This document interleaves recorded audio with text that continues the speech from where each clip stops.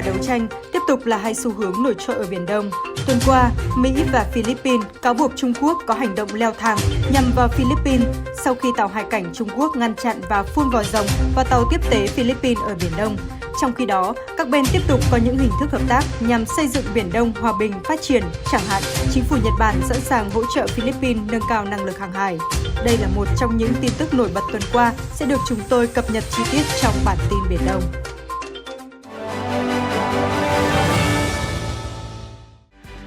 Ngày 16 tháng 11, Tổng thống Mỹ Joe Biden và Chủ tịch Trung Quốc Tập Cận Bình đã có cuộc hội đàm trực tuyến kéo dài hơn 3 giờ. Hai bên nhất trí rằng cần có trách nhiệm tránh để các cuộc cạnh tranh giữa hai bên dẫn đến xung đột. Trong thảo luận, Tổng thống Joe Biden đã chia sẻ về tầm quan trọng của một Ấn Độ Dương-Thái Bình Dương tự do và rộng mở, đồng thời thể hiện quyết tâm duy trì các cam kết trong khu vực, tái khẳng định tầm quan trọng của tự do hàng hải và an toàn hàng không đối với thịnh vượng của khu vực. Trên trang điện tử của Quỹ Nghiên cứu Quan sát viên OAF bình luận về việc Trung Quốc sử dụng pháp lý như công cụ chính sách biển nhằm phục vụ mục tiêu bành trướng. Bài viết đã đề cập đến Luật An toàn Giao thông Hàng hải sửa đổi có hiệu lực từ tháng 9 năm 2021. Tác giả cho rằng luật này có nguy cơ làm xáo trộn nền hòa bình ở Biển Đông, vốn có nhiều bất ổn, và nếu điều đó thực sự xảy ra, có thể rơi vào tình trạng hỗn loạn, thậm chí lớn hơn. Theo thông tin từ Bộ Ngoại giao Mỹ, ngày 17 tháng 11, Mỹ và Philippines đã ra tuyên bố chung nhân dịp đối thoại đối tác chiến lược lần thứ 9 giữa hai nước liên quan đến vấn đề Biển Đông. Tuyên bố chung nhấn mạnh vai trò ngày càng quan trọng của luật biển quốc tế trong giải quyết các vấn đề Biển Đông, đồng thời chia sẻ quan ngại về các yêu sách chủ quyền thái quá của Trung Quốc ở Biển Đông. Theo tuyên bố, Mỹ và Philippines sẽ nỗ lực trong việc xây dựng một liên minh quốc tế ủng hộ trật tự hàng hải quốc tế dựa trên luật lệ, tiếp tục hợp tác để thực thi và hỗ trợ tự do hàng hải, hàng không cùng các hoạt động sử dụng hợp pháp khác ở Biển Đông. Để đạt được mục tiêu này, hai bên quyết định khởi động đối thoại hàng hải vào năm 2022. Ngày 17 tháng 11, Thủ tướng Nhật Bản Fumio Kishida điện đàm với Tổng thống Philippines Duterte trao đổi về vấn đề Biển Đông. Ông Kishida bày tỏ chính phủ Nhật Bản sẵn sàng tăng cường hơn nữa quan hệ đối tác giữa hai nước trong lĩnh vực an ninh hàng hải, bao gồm cả việc hỗ trợ, nâng cao năng lực chấp pháp trên biển của Philippines. Đây cũng là mong muốn của Philippines nhằm thực hiện thành công các hoạt động kết nối hàng hải và bảo tồn môi trường biển. Cũng trong ngày 17 tháng 11, tại cuộc họp ba bên Mỹ, Nhật Bản, Hàn Quốc, Thứ trưởng Ngoại giao ba nước đã khẳng định cam kết đối với khu vực Ấn Độ Dương, Thái Bình Dương bao trùm, tự do và rộng mở, đồng thời phản đối các hoạt động nhằm phá hoại, gây bất ổn hoặc đe dọa trật tự quốc tế dựa trên luật lệ. Các bên đã thảo luận về tầm quan trọng của việc tôn trọng luật pháp quốc tế ở Ấn Độ Dương, bao gồm duy trì quyền tự do hàng hải, hàng không ở Biển Đông và Biển Hoa Đông, cũng như gìn giữ hòa bình và ổn định ở eo biển Đài Loan. Theo thông tin từ hãng Reuters, ngày 17 tháng 11, Ngoại trưởng Philippines Teodoro Locsin đã bày tỏ sự phản đối mạnh mẽ đối với vụ việc 3 tàu hải cảnh Trung Quốc chặn đường phun vòi rồng vào 2 tàu tiếp tế của Philippines đang trên đường tới bãi cỏ mây vào ngày 16 tháng 11. Ông Locsin khẳng định, hành động của hải cảnh Trung Quốc là bất hợp pháp và cho biết đã chuyển lời phản đối mạnh mẽ nhất về vụ việc tới đại sứ Trung Quốc tại Manila, nhấn mạnh Trung Quốc không có quyền thực thi pháp luật trong và xung quanh những khu vực này. Liên quan đến vụ việc tàu hải cảnh Trung Quốc cản trở các tàu tiếp tế của Philippines tại bãi cỏ mây, phát ngôn viên Bộ Ngoại giao Mỹ Ned Price ngày 19 tháng 11 cho rằng việc tàu hải cảnh Trung Quốc xịt vòi rồng và cản trở tàu tiếp tế dân sự Philippines là hành động làm leo thang căng thẳng khu vực, xâm phạm quyền tự do hàng hải ở Biển Đông và phá hoại trật tự quốc tế dựa trên luật lệ. Ông Price cảnh báo bất cứ cuộc tấn công vũ trang nào nhằm vào tàu công vụ Philippines sẽ dẫn tới kích hoạt Hiệp ước Phòng thủ chung Mỹ-Philippines năm 1951. Ông Price cam kết Mỹ sẽ sát cánh với Philippines trước những hành động đe dọa trực tiếp đến hòa bình và ổn định của khu vực.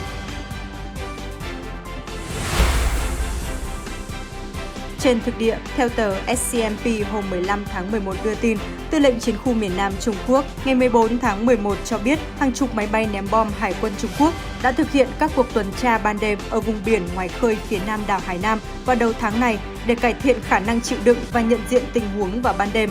Theo nguồn tin, cuộc tập trận diễn ra trong bối cảnh căng thẳng quân sự gia tăng ở eo biển Đài Loan và Biển Đông. ngày 15 tháng 11, Hải quân Mỹ và lực lượng quân đội Hoàng gia Brunei đã bắt đầu hoạt động tập trận thường niên Karat 2021, lần thứ 27 kéo dài 5 ngày, được tiến hành theo hình thức trực tuyến và trên thực địa tại Biển Đông. Theo hạm đội 7 của Mỹ, cuộc tập trận tập trung vào cải thiện năng lực hải quân và nâng cao khả năng phối hợp tác chiến giữa hai bên, đồng thời nhằm thúc đẩy hợp tác giữa Mỹ và Brunei hướng tới mục tiêu chung đảm bảo an ninh hàng hải Ấn Độ Dương-Thái Bình Dương tự do và rộng mở.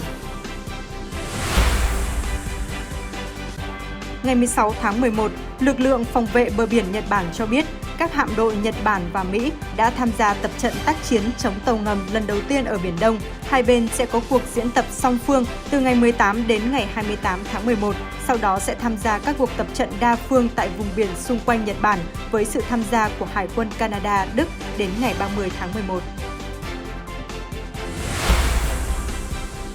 Trung tâm Nghiên cứu Chiến lược Quốc tế CSIS có trụ sở tại Washington, Mỹ ngày 18 tháng 11 công bố báo cáo về cơ cấu trợ cấp của chính phủ và mạng lưới sở hữu của lực lượng quân dân biển Trung Quốc ở Biển Đông, cũng như phương pháp luận để định vị các tàu dân quân biển của Trung Quốc. Theo báo cáo, các tàu dân quân biển này có thể liên tục hiện diện quanh quần đảo Trường Sa của Việt Nam. Dữ liệu viễn thám cho thấy có khoảng 300 tàu đang duy trì hoạt động. Giới phân tích cho rằng Trung Quốc đang dùng lực lượng mà họ gọi là dân quân biển để thực hiện mưu đồ bành trướng chủ quyền ở Biển Đông. Cũng theo các chuyên gia mô tả, lực lượng này có thể nhanh chóng giúp Trung Quốc hiện diện quy mô lớn quanh các đảo và rạn san hô mà Bắc Kinh tuyên bố chủ quyền phi pháp ở Biển Đông. Hiện Trung Quốc chưa có bình luận về báo cáo của CSIS. Theo Energy Voice đưa tin hôm 19 tháng 11,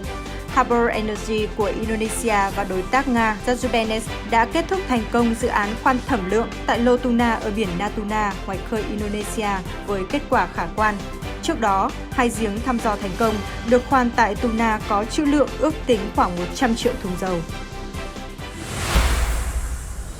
Tuần qua trong nước cũng diễn ra nhiều thông tin đáng chú ý. Ngày 15 tháng 11, Bộ trưởng Bộ Ngoại giao Bùi Thanh Sơn và Bộ trưởng Ngoại giao Malaysia Saifuddin Abdullah đồng chủ trì kỳ họp lần thứ 6 Ủy ban hỗn hợp về hợp tác kinh tế, khoa học và kỹ thuật. Tại cuộc họp về vấn đề Biển Đông, hai bên nhấn mạnh tầm quan trọng của việc duy trì hòa bình, ổn định, an ninh, an toàn và tự do hàng hải, hàng không ở Biển Đông, giải quyết tranh chấp bằng biện pháp hòa bình trên cơ sở luật pháp quốc tế, trong đó có UNCLOS 1982. Bên cạnh đó, Việt Nam và Malaysia ủng hộ việc thực hiện nghiêm túc, đầy đủ tuyên bố về ứng xử của các bên ở Biển Đông DOC nhằm đàm phán đạt được một COC hiệu lực, thực chất, phù hợp với luật pháp quốc tế, trong đó có UNCLOS 1982. Tại Diễn đàn Biển ASEAN lần thứ 11 được diễn ra ngày 16 tháng 11, ông Vũ Hồ, Vụ trưởng Vụ ASEAN Bộ Ngoại giao, trưởng đoàn Việt Nam tái khẳng định lập trường nguyên tắc, nhấn mạnh lợi ích và trách nhiệm của các nước trong việc xây dựng Biển Đông thành vùng biển hòa bình, hợp tác và ổn định, tôn trọng pháp luật quốc tế, trong đó có UNCLOS 1982. Bên cạnh đó, ông Vũ Hồ nhấn mạnh tầm quan trọng của việc duy trì vai trò trung tâm của ASEAN ở khu vực cũng như trong lĩnh vực hợp tác biển, đánh giá cao vai trò của các diễn đàn trong việc thúc đẩy hợp tác biển trong ASEAN, giữa ASEAN với đối tác. Ngày 18 tháng 11, tại buổi họp báo thường kỳ của Bộ Ngoại giao diễn ra theo hình thức trực tuyến liên quan đến thông tin Đài Loan tập trận tại đảo Ba Bình thuộc quần đảo Trường Sa của Việt Nam, người phát ngôn Bộ Ngoại giao Lê Thị Thu Hằng nhấn mạnh Việt Nam có đầy đủ cơ sở pháp lý và bằng chứng lịch sử để khẳng định chủ quyền đối với hai quần đảo Hoàng Sa và Trường Sa, phù hợp với luật pháp quốc tế. Bà Hằng khẳng định mọi hoạt động tuần tra và diễn tập quân sự của Đài Loan tại vùng biển xung quanh Ba Bình thuộc quần đảo Trường Sa là xâm phạm nghiêm trọng chủ quyền của Việt Nam đối với quần đảo này, đe dọa hòa bình, ổn định, an toàn, an ninh hàng hải, gây căng thẳng và làm phức tạp tình hình Biển Đông. Việt Nam kiên quyết phản đối, yêu cầu Đài Loan chấm dứt các hoạt động trái phép và không tái diễn trong tương lai. Cũng tại họp báo, bình luận về thông tin Philippines tố Trung Quốc cản trở tàu tiếp tế của nước này ở Biển Đông, người phát ngôn Lê Thị Thu Hằng nêu rõ lập trường của Việt Nam về vấn đề chủ quyền đối với quần đảo Hoàng Sa, Trường Sa và vấn đề Biển Đông nói chung là rõ ràng và nhất quán. Việt Nam đề nghị các bên tuân thủ luật pháp quốc tế UNCLOS 1982 trong mọi hoạt động ở khu vực trên Biển Đông, không có hành động làm phức tạp tình hình, góp phần duy trì hòa bình, an ninh ổn định và trật tự pháp lý trên biển tại khu vực. Cũng trong ngày 18 tháng 11, Hội thảo khoa học quốc tế về Biển Đông lần thứ 13 với chủ đề Nhìn lại quá khứ vì một tương lai tươi sáng hơn được tổ chức tại Học viện Ngoại giao Hà Nội theo hình thức trực tiếp kết hợp trực tuyến với sự tham gia của trên 60 diễn giả là các chuyên gia uy tín từ 30 quốc gia và vùng lãnh thổ, 90 đại diện từ ngoại giao đoàn, trong đó có 16 đại sứ và gần 500 đại biểu. Các chuyên gia đã có những thảo luận thẳng thắn, khoa học, cởi mở, thực chất, tập trung vào nhiều vấn đề nhằm rút ra những bài học trong quá khứ, từ đó đưa ra đề xuất hướng tới tương lai tươi sáng hơn tại Biển Đông. Các chuyên gia nhận định tình hình Biển Đông và khu vực tiếp tục diễn biến phức tạp, thu hút sự quan tâm của dư luận, nhấn mạnh tầm quan trọng của việc xây dựng trật tự trên Biển Đông dựa trên luật pháp quốc tế, nhất là Công ước Luật Biển năm 1982. Nhiều học giả khẳng định vai trò phán quyết của Tòa trọng tài trong vụ kiện Biển Đông năm 2016 trong việc thu hẹp tranh chấp tại Biển Đông và làm rõ cơ sở pháp lý đối với một số vấn đề tại Biển Đông như hoạt động dầu khí, xác định đường cơ sở đối với thực tế trên Biển Đông, việc đảm bảo an toàn, an ninh hàng hải tại khu vực.